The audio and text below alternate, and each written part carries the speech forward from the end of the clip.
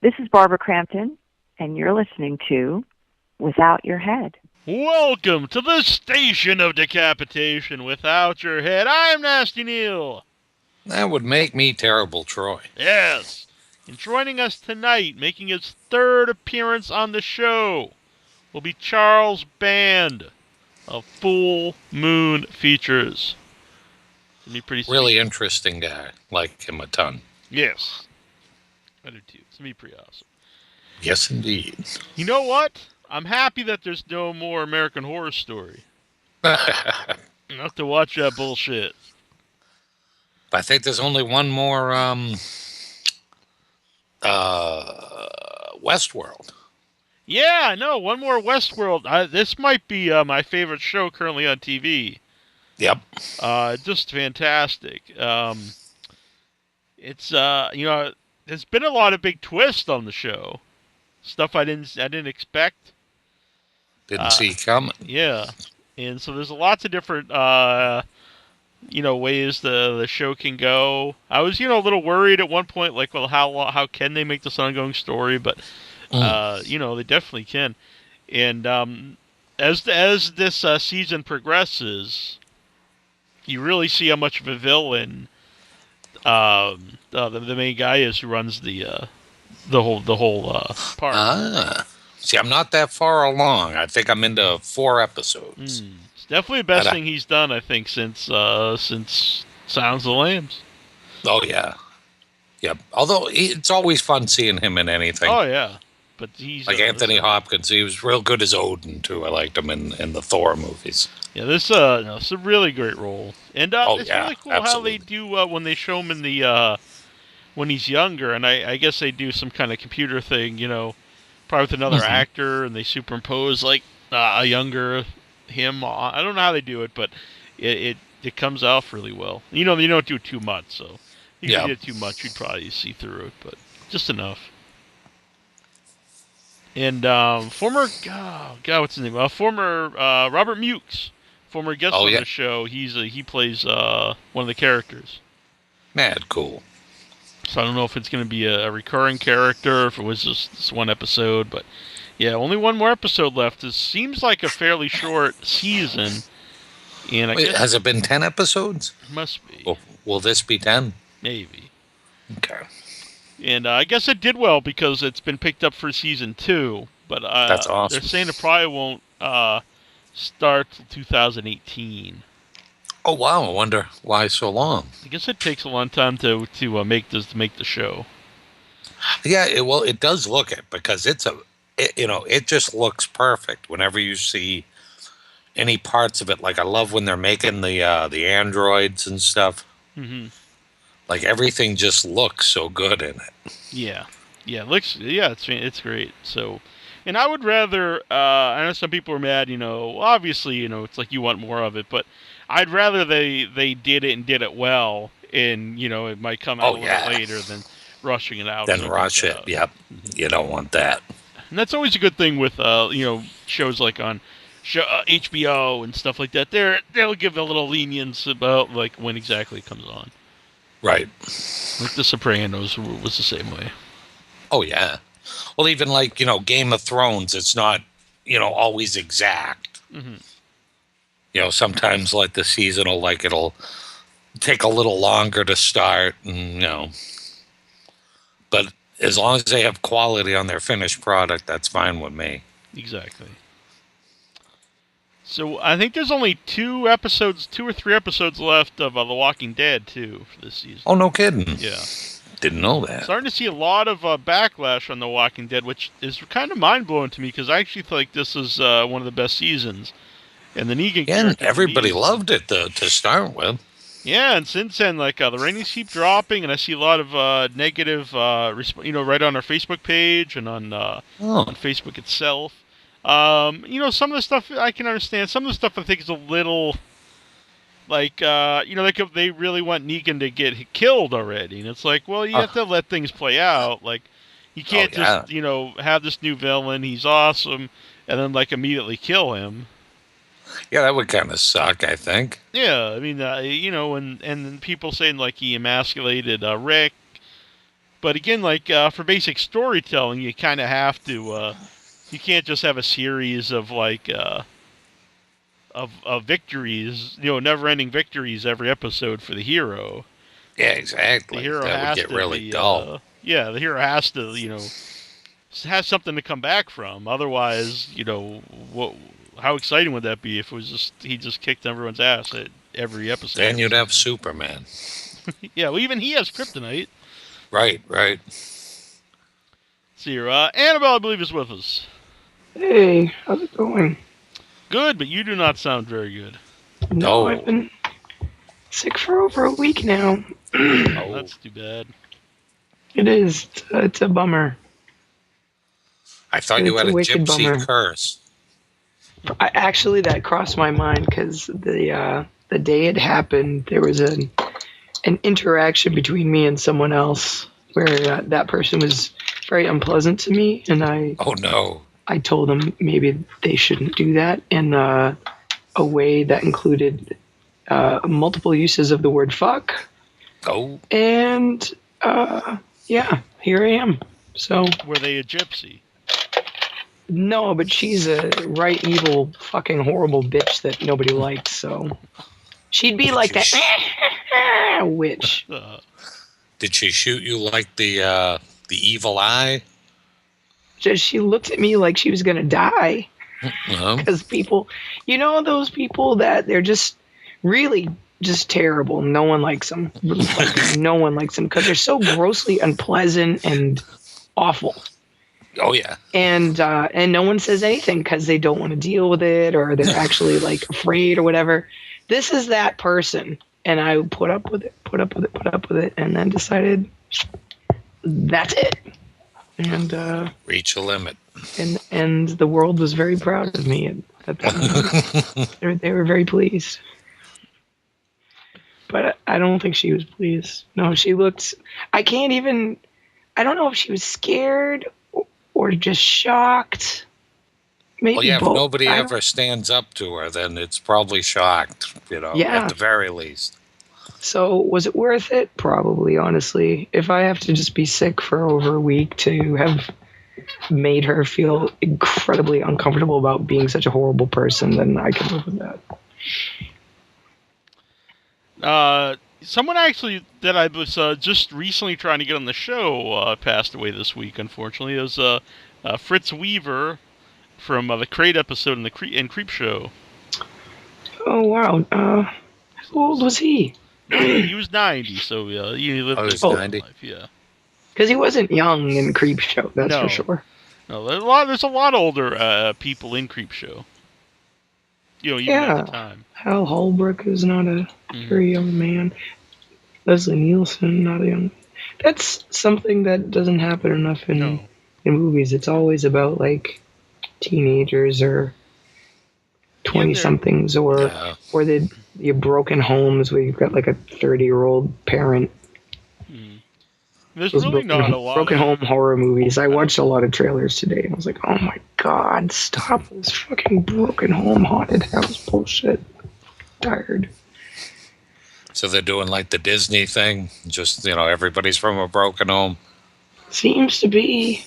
It's always a plot line is if they'll get back together, this couple, either or something, or they'll like. If they're not going to get back together, like the ones I'm thinking of, like a parent is dead or something like that, but the kids are somehow estranged from that parent. Like they're the disconnected parent somehow. Maybe like the kids weren't supposed to be with them for some reason, or there's some past, and then there's redemption. Oh, yay, good, yay. Fucking nauseating. So, speaking of trailers, well, what are some of the trailers that you've been seeing? You shared a bunch with me, and then I got into a flow and saw some others. So if you want to, there's Eloise, which is like a haunted asylum. That one looked pretty cool. It's coming out, but actually opening tomorrow night is a couple movies, I believe. One of them's this movie Incarnate, however you want to say it. and I actually took like 13, I think it was 13 or 17 screenshots. Because they're on Facebook all the time, and so I'll just be on Facebook, and I've seen it 2 or 3 times, and after one, I'm like, what the hell's up with this movie? So I went, and I looked through them all, and I just started taking on screenshots. All I'm going to say is like, if you love It Follows, then December 2nd, you'll be scared out of your mind, blah, blah, blah. If you love The Exorcist, then on December 2nd. If you love The Babadook, if you love so it's all these movies that have nothing in common? Yes. And then some of them were like, if you love Unfriended, and then if you read like the replies, it was like, no one loved that movie.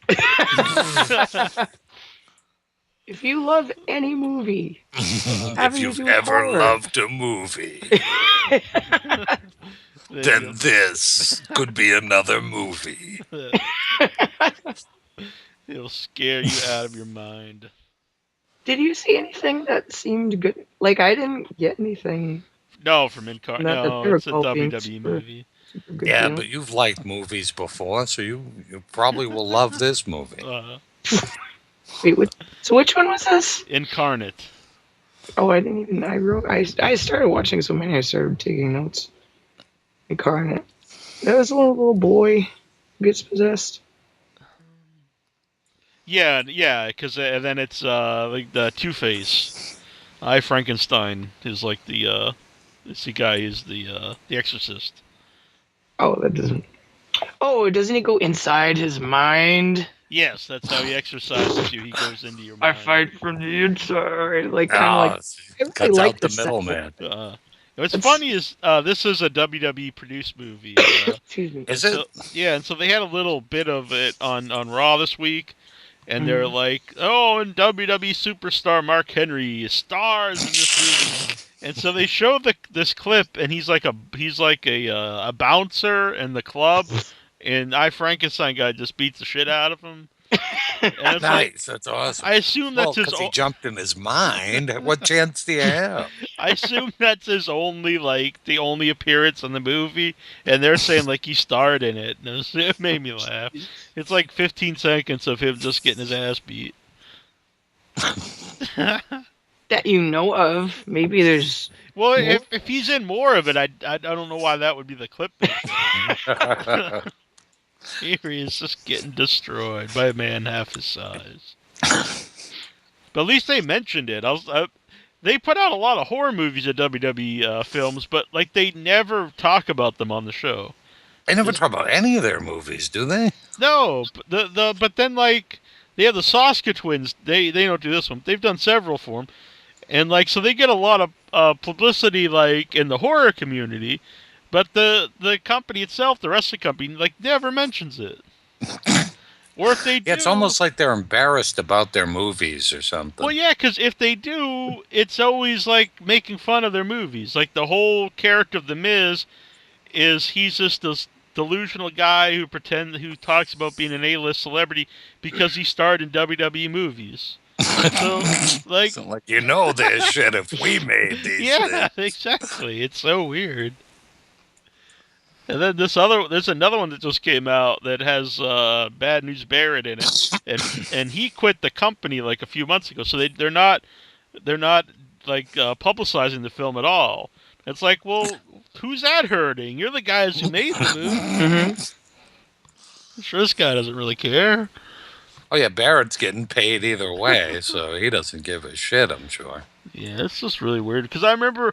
When the first See No Evil came out, they even made a wrestling angle with it with Kane, who's the killer, in the wrestling. And when the second one came out by the Soska twins, in the horror community, like people were really talking about it, and they didn't mention it one time anywhere on WWE.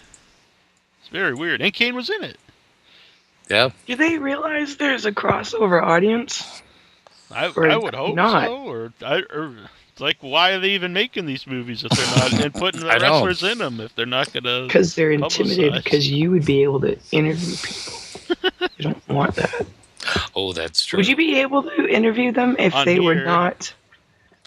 Yeah. On this show yet. There's just actually I was gonna have Jerry the King Lawler on to talk about a documentary he was in, and it was gonna be for Without Your Head. It was weird that they even contacted because it was a wrestling documentary, but either way, it was really good. Memphis Heat, and so we're gonna do it, and then I got this weird call from somebody, and they were asking if I was a wrestler, and I was like no, and they're like. So anyway, it came, and then I mentioned, well, I do this wrestling podcast, and like, aha, and like so then he couldn't do the He show. found you out now, fella. Yeah, and I was like, okay, is it really that big of a deal? So it's weird. So what happened with that? They said aha and hung up? Yeah, then it didn't happen. Oh, okay. I gotcha. Yeah. By the way, if people were thinking that Bret Hart was going to be on tonight, I don't believe it's going to happen. I'm sorry, everyone. It's been a real just a pain, honestly. So I'm kinda, Oh, really? Yeah. It was like it came up with them wanting him on the show to talk about this horror movie he's making this month, and that was in September. And then since then it was like just run around with texts and emails, and then what questions we're gonna ask, and they're telling me like we couldn't ask anything about wrestling, and I was like, well, that's fine, we'll talk about the movie. And then eventually he's like, I don't know, it's this big runaround. And Bret Hart's cool, I liked him as a wrestler, but it's not like... Is this one of the people you're not supposed to interview on In Your Head? No, I've actually had him on In Your Head. But I don't know what the big runaround is about having him on here tonight. So I don't know. So anyway, I don't know if it's ever going to happen, but it's not happening tonight. So I apologize, everyone, because there was for a while up that he was going to be on. All different times. Well, Charles Band, I guess, so that'll be... Yeah, Charles Band. Honestly, better. Yeah, Charles Band. It'll be more appropriate, at least, you know? Charles Band will be tonight. That'll be really fun. And, yeah, it's going to be sweet. There's a lot of new stuff coming out from Full Moon Features. He's always a ton of fun anyway. Yeah, and I just found out something I never knew. I was watching a video of his where he was talking about the history of how he got into video sales even before Full Moon. It was with Wizard Home Video. And he also put out some Atari 2600 games. No way. Yeah, he put out... that was his that you posted in the group? Yeah, he put out the Halloween video game and the Texas Chainsaw Massacre, both for the Atari 2600, which I didn't even know existed, because I'm sure we would have bought those if we knew about yeah. Wow. And the Halloween one, you play I think they just call it Babysitter, and you've got to run and like save the children from Michael Myers, who just comes and kills you. But the Texas Chainsaw Massacre one, you actually play Leatherface and you just run around killing people with a chainsaw. And I was like, that sounds awesome. It's just like a crummy side scroller. There's no enemies other than fences and skulls. Yeah, but it was that are just obstacles you can bump into. It was Atari 2600. I mean, there's only so much. I know. No shit, dude. But still, that would have been... I'm just saying it was a typical thing, and this is what happens. I don't think it was exciting then either. It was just something that was the option. Man, here's another fence. There's another stationary object for me to move around. I just watched a documentary about that. The ET game? Is that like some giant burial mound of ETs somewhere? Yeah, that was like so this was a documentary about that, if it was real or just a rumor. Mm-hmm. And so they like got it went through, they had to cut all this red tape to dig it up, because then they said there was like waste, and they didn't want to like pollute the world and all these. They already did by creating it. Oh yeah. And so they finally got the rights to dig it up, and so then they're digging all this ground up, and so eventually they do find it. It's kind of interesting. Is it like a huge amount of them? No. Oh man, it's basically so it's all a lie. Yeah, they basically it's just really what it was Atari itself just took all their stuff and threw it away and then buried it. Not just that sucks. I know. I don't know why. Why not just give it away? I mean, if you're really gonna like chuck it, just be like, here you go, people. Yeah. Thanks for supporting us. Fuck them. Greedy bastards. Just screw everybody. What the hell? It was interesting about the guy who made the game, though, because he had made like a few like really big Atari games. Yeah. And then he made anyone that we would be familiar with. Oh yeah, it was real big. I don't remember the games now offhand. It's been I actually probably watched it 3 or 4 months ago. But yeah, it was real big. It was real big Atari games at the time. And maybe, I don't think it was Joust, but it was big games of the time. And then he made this, and he made it in like 6 weeks. Which everyone said was like going to be impossible, but he had like these giant plans for it, and it just failed. But it's funny because he's talking to George Lucas. So Lucas or Spielberg did E.T. Spielberg. He's talking to Spielberg. They did a lot of crossover stuff. Yeah, they did. I think Spielberg, but Lucas might have been hanging out. I'm pretty sure it's Spielberg. He's talking to Spielberg, and he told him all the ideas for the game and all the stuff that happened. And he said Spielberg just looked down and said, "Oh, why don't you just like make it like Pac-Man?" Which he said, looking back, he probably should have done. Yeah, it was probably good advice. But it was funny. It was interesting though. And, that ruined him though in the video game world. Then he had to leave and sad do story. something else. Yeah, Atari seemed like this crazy place. It was all like just like crazy and like partying nerds. Like they were all like sitting around smoking pot and making video games. Crazy. I was imagining like these mad sex parties and people snorting cocaine off of each other's asses and madness like that, and people going to jail and whatnot. But they'd smoke pot and make video games. It was out of control. Fucking crazy nerds. It seemed like Atari was around a lot longer than it was. It was only a few years, but I don't know. When I was a kid, it seemed like it was around for a long time. But anyway, Atari is cool. Anyway, we'll ask him about that when he comes on. He's got a lot of new stuff coming out. Mr. Charles Band. Such as? Head of the Family's coming out on Blu-ray. I haven't seen that. That's cool. Head of the Family's great. It was really funny. I think we have Charles Band on right now. Is this Charles? This is Charles. How are you? Very good, very good. This is Nasty Neil. We also have Terrible Troy here. How you doing, Charles? And Nasty and terrible. Exactly. I'm good. How you guys doing? And Annabelle Lecter. I'm not as good. Yeah. But hi. Okay. She's a little under the weather. She's a little sick. All right. So I know you're a busy man here tonight. Well, that's okay. I got to keep making movies. I'm a movie junkie, so I'm not happy unless I'm making a film. So I'm happy to be. I don't know where I am, but wherever you guys are you in Massachusetts? Yeah, we're in Massachusetts. Okay. I thought I read that somewhere. Yeah. Well, so what's up? What's going on over there? Yeah. Well, it's cold. It's probably a lot warmer there. Okay. Yeah. But so tell us what Neil's always honest. What movie you're making at the moment? It's good. What movie What movie are you in the midst of making right now? Oh man. Well, there's several. We're in there's a series called Ravenwolf Towers, which is a 12-part series, which for us is pretty damn ambitious, and we're just finishing the first episode. It releases on, they're going to release every full moon. So the first one comes up December 13th. I like that. It'll be on our Amazon channel and our Stolman streaming channel, and it'll be available on DVD. So that's kind of a cool thing. And we just released Killjoy Psycho Circus today. And we can see that a lot of people are kind of tuning into that. And then we're in post-production on the 11th Puppet Master, which requires about 200 effect shots. So all that's what's going on like right now. But then there's, movies we're about to shoot. In January, we're shooting the 6th Evil Bong film called Evil Bong 666. And it just goes on and on. Now, Psycho Circus I saw last week. It was really fun. And really good production values. It looks great. And thank you. Former guest on the show, Victoria DeMar, she really stood out, I thought, as Betty Boop. And is she totally new to the movie besides the body paint? She is. People. She is.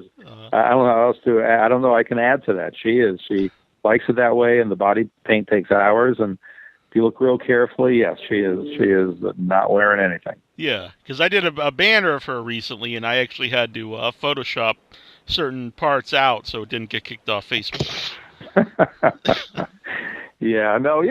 Psycho Circus turned out well, and the trick, of course, is making these films with really a small amount of money compared to major studio films, like sort of the cappuccino budget on a big tentpole film. But we do what we can do, and a lot of it does have to do with talent. At the end of the day, that's part of what you need to do anything. I don't care what your budget is. So yeah, it turned out well, and I'm really excited about Ravenwolf. That's going to be pretty cool because it's a kind of a departure. I mean, it's not.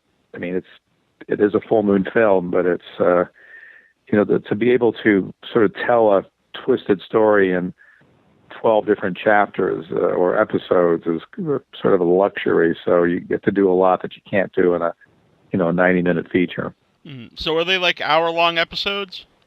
No, they're half hours. Okay. I figured, half hour is kind of a fun amount of time, and it's what we can afford to do. And if we had oodles of money, yeah, maybe we would do an hour. But the half-hour format works really well. So there's, it's about 6 hours of madness. But we're going like the anti-binge mode. So as opposed to, hey, here they are all at once, check them out.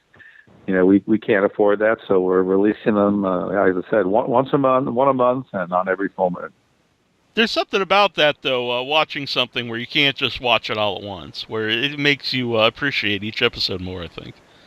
Yeah, it's sort of old school, but I think it's got its charm. I mean, back in the day, I mean, I wasn't around in the 30s and 40s, but apparently those serials that were usually in front of B movies, whether it was Flash Gordon or any of them, the cliffhangers, they were 20 minutes, generally 20 minutes long, and people loved those, and they just couldn't wait for the next chapter. So I'm kind of doing that, I guess, but a little different timeline, and so yeah, we'll see what happens. It's exciting to do that. I mean, we have 8 movies planned for next year, so it's pretty ambitious, and what's cool about all this is now we're finally in a position where, for years, because of the physical world disappearing and your local video store closing, we were all kind of lost. And now we're finding ourselves again with, in the case of Full Moon, our relationship with Hulu. A lot of our films go on Hulu, and, the Amazon channel now is, everything we make goes up on the Amazon channel, which is, so accessible to anyone with any device, any mobile device. And then, we still have our own, Full Moon streaming. Of course, we won't abandon DVDs and Blu-ray. So I think this kind of new world, this new digital world is catching up. And whereas with Full Moon streaming, we were only able to bring in a certain number of people because, hard for people to even hear about us. And you can't really go out there and spend millions of dollars promoting something with a small return. But being up on Amazon and having our Full Moon channel on Amazon has really been terrific. I mean, they catch a humongous net. So, just about everyone's on Amazon anyway. And all you have to do is go, okay, I kind of like that. You push one button if you're a member of Prime, and presto bingo, you got, my life's work for $6. So it's that's awesome. It's cool. Yeah. So, when you put out the DVD and Blu-ray releases, what do you find you have to add to them to make people buy them, since there are so much where you can watch the stuff digitally? Well, what we're doing now is we're sticking a couple joints in every case, and hopefully that'll help. I almost did a spit take on my drink here. Well, hey, nasty, I don't know who I'm talking to, but that's kind of what I'd like to do, but I guess there's laws against that. It's legal here. Look, all we can do is make a good film and put in a bunch of special features. I mean, I was doing that back in the early VHS days, back in the days when Full Moon was distributed by Paramount starting in 1989. People got something called the Video Zone. So it was like a 20, 30-minute video magazine with interviews with the actors and the director and how the special effects were done. And we were the only ones doing it. This was way before DVDs and all the special features everyone's used to today. So kind of a pioneer in that fan base sort of deal. And so we're doing things like that, but everyone does it now, so it's not that unique. What I like about Ravenwolf Towers is, aside from the actual core storyline, which involves this inbred family living in this old Hollywood former luxurious hotel, 200 rooms, I'm also pulling in characters from Full Moon Films dating back 25, 30 years ago. So some of the guests and some of the characters who appear in Ravenwolf Towers, people who've watched the films over the years will recognize.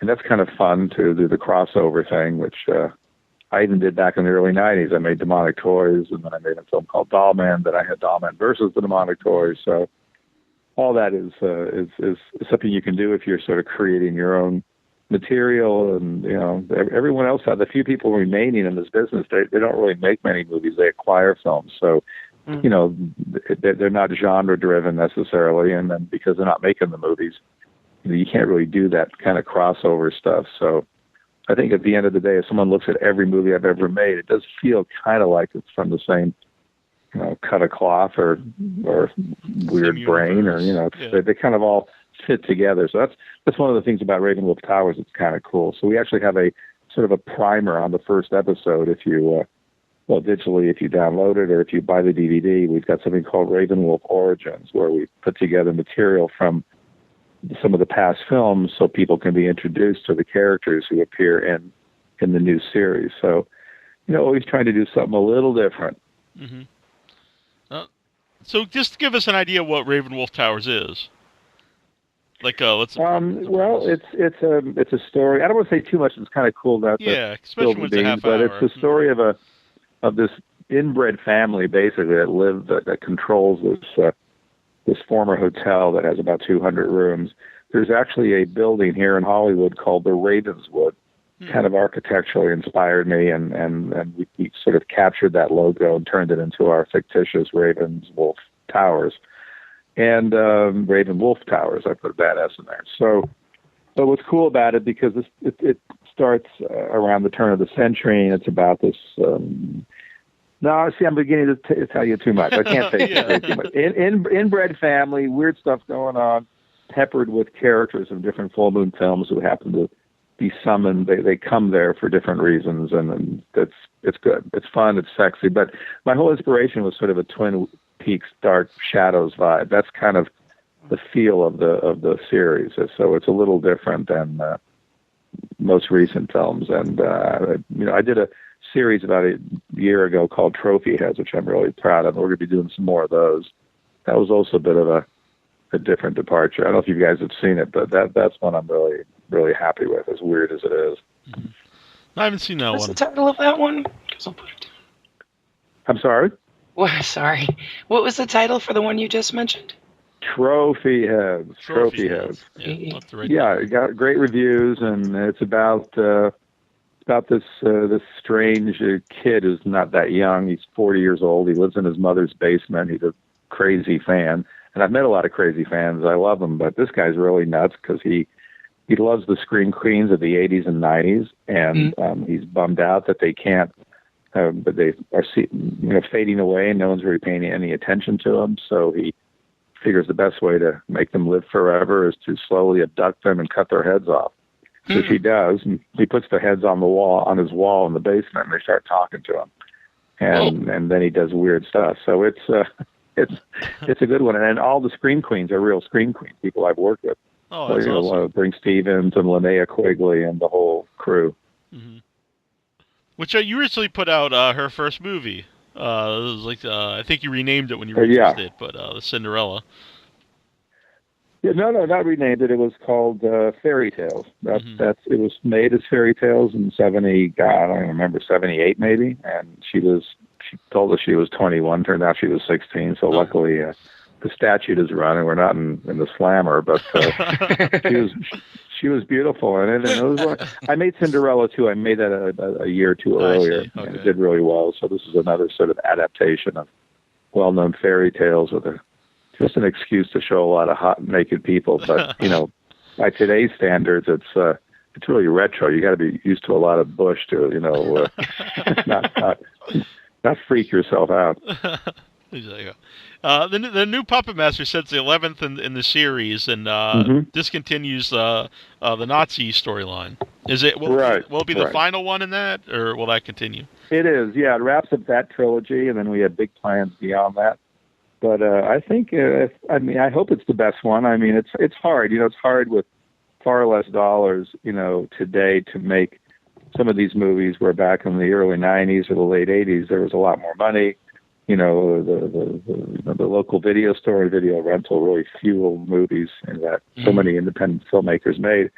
But there are some savings today. So I really pulled together a lot of good talent and people who, in many cases, work for very small amount of money because they just wanted to make a cool Puppet Master. So we have all sorts of we have animatronics now. We haven't had for a while. We have some stop motion. I think it'll turn out really well, but it's also taking a half a year. I mean, we finished shooting, a couple months ago, and it's probably not going to have it done till April. It just takes a while to do a good job in the effects side. I think outside of the original Puppet Masters themselves, the ones that were introduced in the Axis series are my favorites. Oh, that's cool. Yeah, well, I like Puppet Master 3, but this one I think is really, really cool. I meant the puppets Wonderful themselves. Cast. I meant for new puppets, I think, besides the original kind of mix of... Oh, I see what you're saying. Yeah, they're pretty cool. Yeah. But no, it was fun making it. It's always a challenge because, again, you'd like to do so much more, but I think we pulled it off. Yeah. And one of the fellows involved in the effects side is a guy named John Machaga, who's also the director and sort of effects dude on Killjoy Psycho Circus. Even though we have no CGI in the new Puppet Master, I'm sort of anti-CGI guy. But he's really very, very clever. So, Tom Devlin is doing a lot of the effects, so is Machaga, and we got some stop-motion animation guys. So, yeah, I'm excited to see what it looks like in 3 or 4 months. Yeah, I would say in the trailer, I thought the effects of the puppets themselves looked really well, looked really cool. Yeah, well, I hope it. It's again, you never know. Making movies are like a little alchemy. Everyone wants to make a great movie, and then the results sometimes are not what you hope for. But I think we're on the right track with this one, so it's a real mixed bag next year. I mean, there's Ravenwolf Towers, which, as I described, is sort of different for a little bit different. And the next week we're going to announce it. You'll see the trailer for it. I think you'll dig it. It's definitely a bit of a departure. And then we're going to do some more episodes of Trophy Heads, which I highly recommend you guys watch. I bet you're going to be that sounds a lot of fun. Happy with that one. And then we got a new... I'm sorry? If anybody can understand me, I watched the Ravenwolf Towers trailer, and it's definitely anybody who's familiar with the Puppet Master kinds of full moon pictures. It does have that a vibe to it because you just described some of the things in it that will lead to humorous parts, but it definitely has that serious, dramatic feel, and it's really interesting. And I'm curious about the story and not just seeing a bunch of craziness. Right. Well, it's all about the story, and it's all about this family, and it's all about the sort of romance between who we think is the young daughter of this strange family who turns out to be the matriarch and turns out to be not as young as she looks. And then this young kid who comes in who gets hired on as assistant manager, but he also has a secret past and is sort of tied to that family. So again, it would be a lot of fun to talk about it more, but then I'm kind of spoiling the deal. But yeah, the first one is out in 2 weeks, or more or less December 13th on whether it's the Amazon channel or our own full moon streaming, and I'm really proud of it. It's definitely a different vibe, and it's not driven by weirdness. It's not just a whole. I'm personally, I shouldn't even say this, not a big fan of American Horror Story. Which is probably something that this will be, because it's just, to me, it's just an excuse to show every trick in the book without a lot of substance. You don't really care about these people. The story's not that interesting, and just have a lot of just it's like the curse of a lot of the big tentpole movies today are just they're just empty vessels. There's nothing there. There's endless effects. most of them CGI, which I don't care for, and then you don't really get into it. It's like, oh my God, what a headache. Is this thing over? You know? So I kind of went the opposite way. That's why I like to look at it a bit like sort of a Full Moon does Twin Peaks, because it's very character driven. Yeah, those are two shows I love, the original Dark Shadows show and Twin Peaks. Yeah. And Neil just watched, when he was sick this past summer, I was like, I've been bothering you for years to watch this. You have to watch it. And they're just great. They're so curious, and like all the things you described, they've got these great characters built up, and weaving their stories together and having it be mysterious. It's enjoyable to see how things sort unfold. of what inspired me, and what I hope I've been able to pull off a little bit more in our own genre. But yeah, you'll see. Let me know what you think. December 13th, I think people will really dig it. Jose has some questions here on our Facebook page. Al Wolb wants to know, are you disappointed that you never got to make the Doctor Strange movie? Well, I'm not that disappointed. Way back in the day, I don't know how many, 20-odd years ago, I made Dr. Mordred with Jeffrey Combs, and we just released it recently on Blu-ray, and it's probably doing better than pretty much anything else we've had out in the last year on Blu-ray as far as re-releases of older films, with a new HD master. So I'm proud of Dr. Mordred. I love Doctor Strange. I was a complete Marvel Comics freak. I was lucky enough to know Jack Kirby and hang with him, and we developed some stuff that never really came to fruition. But Jack was amazing, and I've known Stan for years, and he's ridiculously amazing. The guy's in his 90s. It's hard to believe that he's just as active and busy as people half his age or a third of his age. So I had all that, and I grew up in Italy, so you didn't have a lot of access to much except what you could read or the great music of the late 60s, and Marvel Comics was my thing. So, and of all the Marvel Comics characters, I love Doctor Strange the most. I love the artist Steve Ditko, who penned those early books. And so Mordred is definitely an homage, and a pretty good one, I think, made on a tiny budget, in the early 90s. Troy actually has the Doctor Strange tattoo. So I do. And a huge lover of Jack Kirby. Oh, yeah. And Steve Ditko. Dude, okay. Piper McGee wants to know, he says Subspecies was a favorite vampire genre series of his. Any good Subspecies or Anders Hove stories? Oh, my God. Well, I can't even begin to tell you how amazing it was shooting those films in Romania in the early 90s, right after the revolution. We were the first Americans there. And there was a warning, a travel warning, but we didn't care. We found Transylvania and amazing locations at a great price. So we thought we were going to make a great vampire series, and that started the whole Romanian experience. I wound up building a studio there, and we shot almost 100 movies in Romania from 1991 to 1999. And we shot the 4 Subspecies films, and we shot also a sort of a companion film called Vampire Journals. And only because I'm running out of time and it's I got to leave soon, I will say that one of the cool things about especially Full Moon streaming, our own channel, even though you'll be able to see all this eventually on Amazon as well, is I was the first guy out there filming. I had a separate crew filming all the behind the scene material, and I started in 1987. A movie called Sorority Babes and the Slimeball Bowl-O-Rama. If you get that Blu-ray, it's got almost an hour of behind-the-scene footage. This is back when, that just did not exist. But every Full Moon film, starting with Puppet Master, had behind-the-scene material.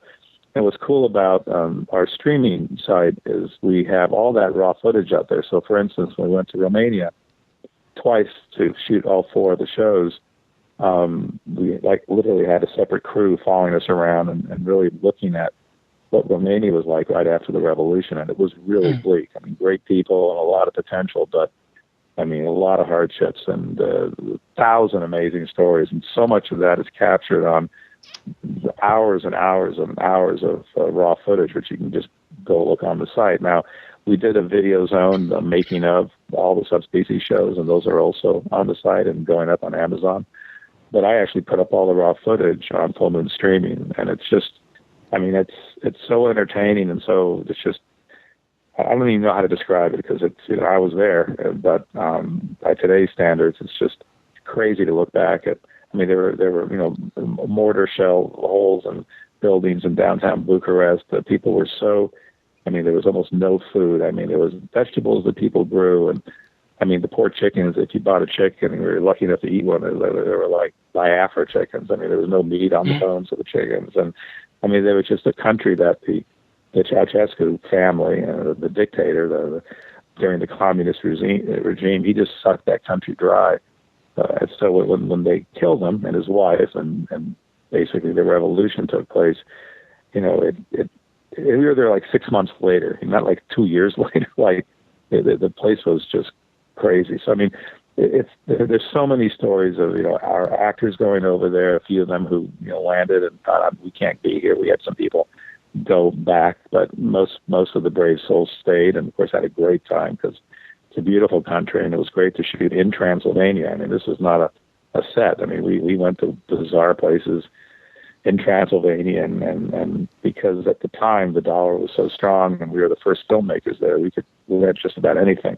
It's changed now. It's been many, many years, but there wasn't anything that wasn't available for rent. Whether it was a palace, or that's why those movies are so well appointed. They look so good, because we were able to go in and just, I mean, we shut down, some downtown streets to shoot exteriors, things you could never do today or afford to do unless you had a lot of money. So the stories are many, but you can see so much of this just on all this behind the scenes material. It's really fascinating.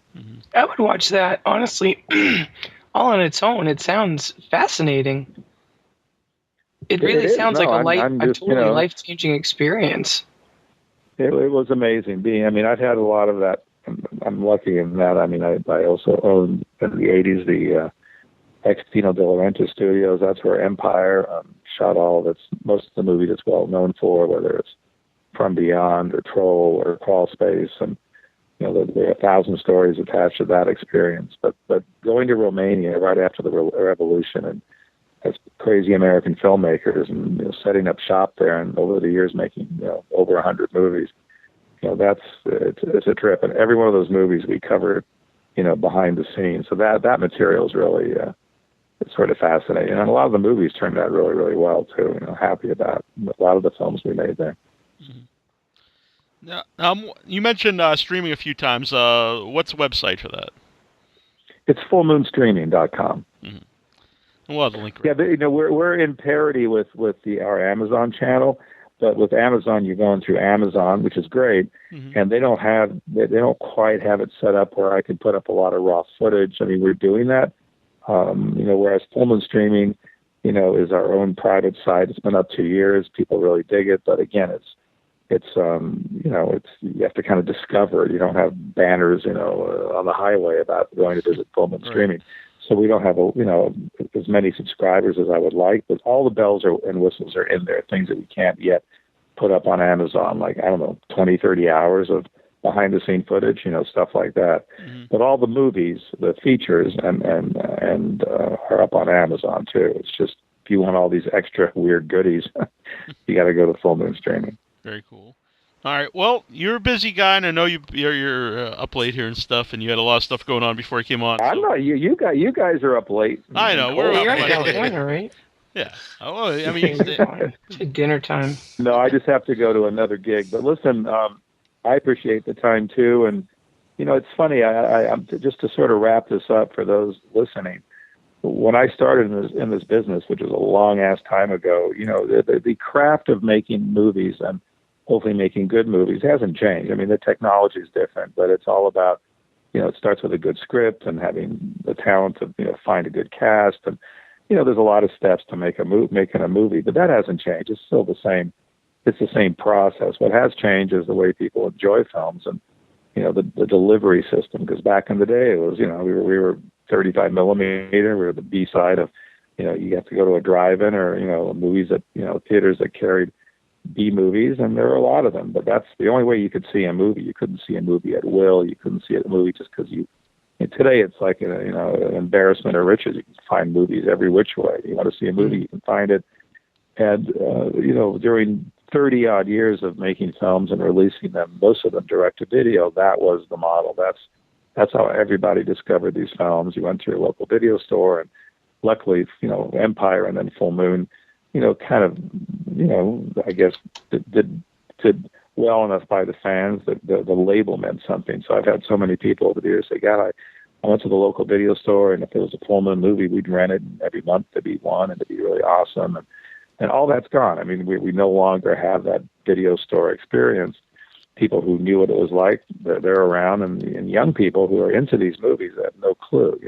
If you're a younger kid and you don't know really what that was like. So I feel this is the first time, just for about 3-4 years, it was really bleak. The video stores were gone. None of these delivery systems were working or generating any money. So people just couldn't find us and couldn't find other independent filmmakers. It was really hard. I mean, you can go to a convention and you could buy a movie if you knew how to find it on Amazon, but who wants to spend $15-20 to see a movie? But now, finally now, with with Hulu and especially Amazon with these channels, it's easier and easier for people to find a body of work like Full Moon, and it's super cheap. I mean, when you really think of it, for $6.99, you can subscribe to whether it's Full Moon streaming or our channel on Amazon. So I don't know what the value of a movie is anymore. If you got 400 movies up there, you can watch them all for $7. But we release a movie every single day, Monday, Tuesdays, Wednesday, Thursday, Friday. We're trying to put out a new movie or a movie that we haven't released for a while. And I've also picked up some films from Blue Underground and Something Weird. So it's not just Full Moon, even though Full Moon's most of it. But now it's like great. It's great and it's easy and it's inexpensive. So that's our focus. Other than making good movies, is getting them onto the Full Moon channel or on Amazon, our own streaming site. Hulu, they're great, but they don't pick up every movie. They'll kind of select what they want. But they've, I think, released now 40 of our films, and even the El Rey Network now has about 40 of our movies. They've been releasing those. They do their marathons, and that's fun too. So I feel for the first time, it's like people are rediscovering how to connect with Full Moon, which is great. Awesome. And so it's almost like you got to learn everything again. You got to get out there and find ways to let people know that, hey, all these movies you grew up with, all these movies that freak you out as a kid, you just go to Amazon and push on that add-on subscription, and you can see them, at will. So yeah, it's like a new era. So it's exciting. That's cool. Yeah. Cool. Yeah, that's really great to hear. We have guests come on, and sometimes the topic has been piracy. And I know that's really hard when people have features going out into the theater. Their first feature goes to the theater, or whatever, and they don't have anything established. Right. But no, that's cool. It is difficult. And piracy's there, but you can't put that genie back on that thing back on the bottle. I mean, it's going to be part of the business, but hopefully people more and more know that kind of hurts the filmmaker. Yeah. And I don't know how much cheaper it can get to find a place. I mean, again, you got to just figure out what the math must be. But I don't know what Netflix charges, but let's say it's $8. I mean, there's like 10,000 movies on Netflix. I mean, why do you want to rip someone off when you can get a movie? I mean, I don't know what it's like. It's like, okay, I get this great selection of films for $6-7. Someone just hacked into my my Netflix account recently. It was I wouldn't even known, but they tried to upgrade it to Ultra HD, and I was like, that wasn't me, and so I called them up and found out someone hacked into my account. And it wasn't bad enough they were getting it for free. They had to this isn't good enough. I need to upgrade it to It's ridiculous. HD. That's all right. Well, it's not bad karma on them. Nothing bad will happen to them. So that's true. Anyway, guys, good luck with everything, and thanks for the time. Yeah, and check out Trophy Heads. Well, yeah, I'm happy to be here. But check out Trophy Heads. That's really cool. And Ravenwolf Towers, starting up in a couple of weeks, and about another 300 Full Moon movies. Just go on and find us on Amazon. Amazon seems to be the easiest. I mean, everyone's on Amazon, and it's really opened up a big door for us because it's just super easy, and everything's up there, and we get to now sort of, it's like I feel like I'm publishing a magazine. It's not exactly a magazine, but that's sort of our deal, and it's all about subscribers. Because the more subscribers come on board, the more we can make cool films. So Anyway, on that note, good luck, guys. Thank you very much. Thanks, you too, and congratulations on this. I have a lot of fun making movies. Thank you. Take care. Bye-bye. Bye. This is Linnea, and you're listening to Without Your Head, which I've done in a lot of movies. Have a good day, and stay scared.